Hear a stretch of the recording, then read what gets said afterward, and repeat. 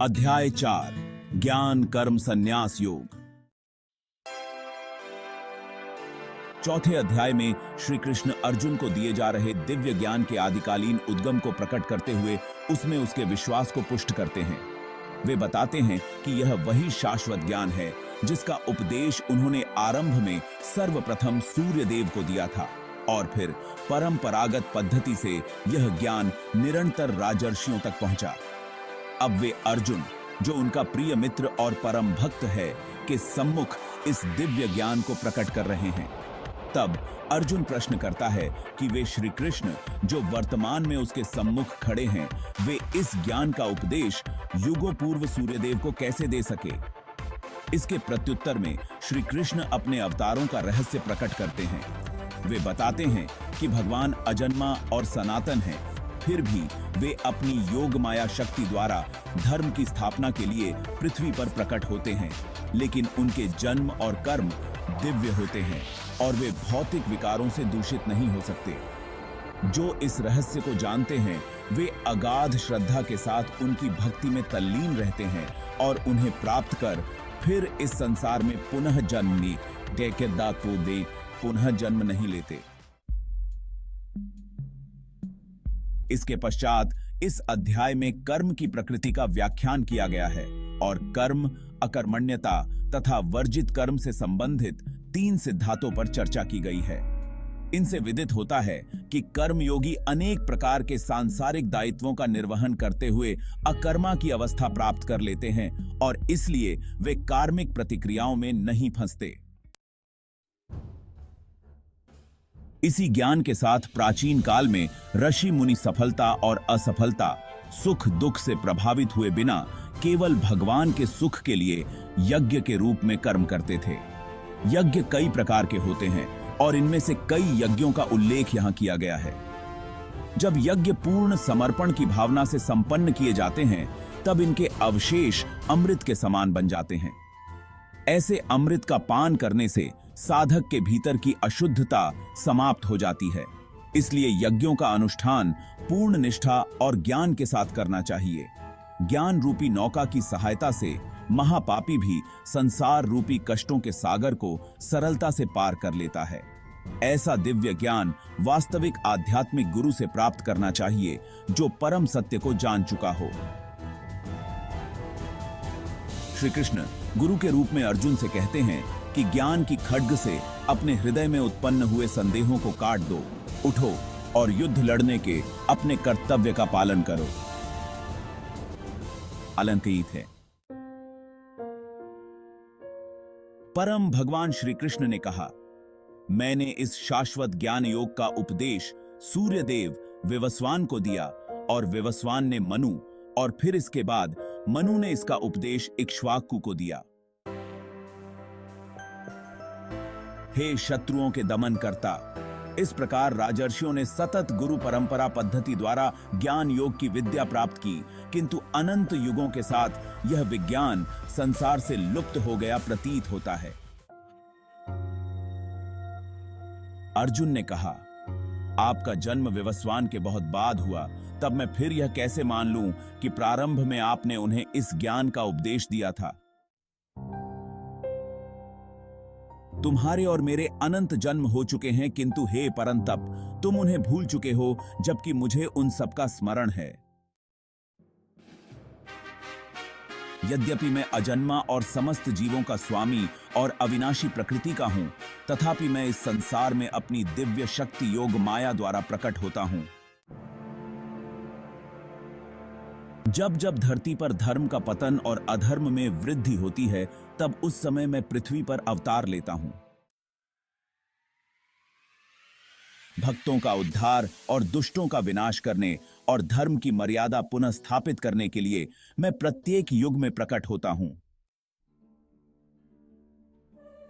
हे अर्जुन, जो मेरे जन्म एवं कर्मों की दिव्य प्रकृति को जानते हैं, वे शरीर छोड़ने पर संसार में पुनः जन्म नहीं लेते, अपितु मेरे नित्य धाम को प्राप्त करते हैं।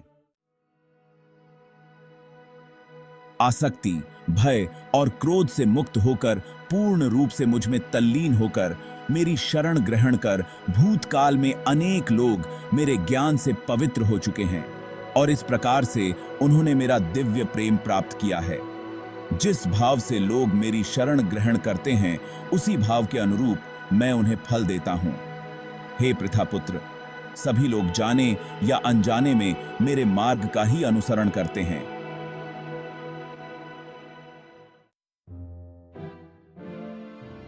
इस संसार में जो लोग सकाम कर्मों में सफलता चाहते हैं, वे लोग स्वर्ग के देवताओं की पूजा करते हैं, क्योंकि सकाम कर्मों का फल शीघ्र प्राप्त होता है।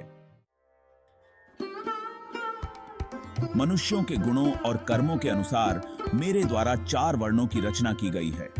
यद्यपि मैं इस व्यवस्था का सृष्टा हूं, किंतु तुम मुझे अकर्ता और अविनाशी मानो। न तो कर्म मुझे दूषित करते हैं और न ही मैं कर्म के फल की कामना करता हूं। जो मेरे इस स्वरूप को जानता है, वह कभी कर्म फलों के बंधन में नहीं पड़ता। इस सत्य को जानकर प्राचीन काल में मुक्ति की अभिलाषा करने वाली आत्माओं ने भी कर्म किए। इसलिए तुम्हें भी उन मनीषियों के पद चिन्हों का अनुसरण करते हुए अपने कर्तव्य का पालन करना चाहिए। कर्म क्या है और अकर्म क्या है, इसका निर्धारण करने में बुद्धिमान लोग भी विचलित हो जाते हैं। अब मैं तुम्हें कर्म के रहस्य से अवगत कराऊंगा, जिसे जानकर तुम सारे लौकिक बंधनों से मुक्त हो सकोगे। तुम्हें सभी 3 कर्मों, अनुमोदित कर्म, विकर्म और अकर्म की प्रकृति को समझना चाहिए। इनके सत्य को समझना गहन और कठिन है। जिन मनुष्यों के समस्त कर्म सांसारिक सुखों की कामना से रहित हैं तथा जिन्होंने अपने कर्म फलों को दिव्य ज्ञान की अग्नि में भस्म कर दिया है, उन्हें आत्मज्ञानी संत बुद्धिमान कहते हैं। अपने कर्मों के फलों की आसक्ति को त्याग कर ऐसे ज्ञानी जन सदा संतुष्ट रहते हैं और बाह्य आश्रयों पर निर्भर नहीं होते। कर्मों में संलग्न रहने पर भी वे वास्तव में कोई कर्म नहीं करते। ऐसे ज्ञानी जन फल की आकांक्षाओं और स्वामित्व की भावना से मुक्त होकर अपने मन और बुद्धि को संयमित रखते हैं और शरीर से कर्म करते हुए भी कोई पाप अर्जित नहीं करते। वे जो अपने आप स्वतः प्राप्त हो जाए उसमें संतुष्ट रहते हैं। ईर्ष्या और द्वैत भाव से मुक्त रहते हैं। वे सफलता और असफलता दोनों में संतुलित रहते हैं। वे सभी प्रकार के कार्य करते हुए कर्म के बंधन में नहीं पड़ते।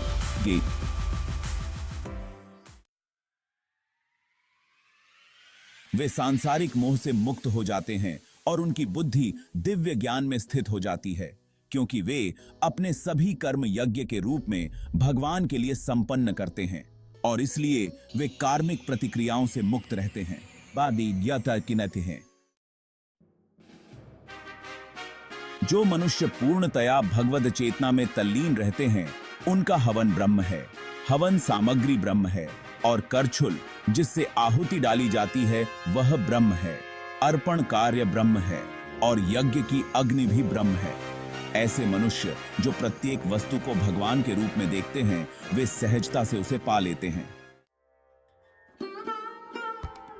कुछ योगी सांसारिक पदार्थों की आहुति देते हुए यज्ञ द्वारा देवताओं की पूजा करते हैं। अन्य लोग जो वास्तव में आराधना करते हैं, वे परम सत्य ब्रह्म रूपी अग्नि में आत्माहुति देते हैं।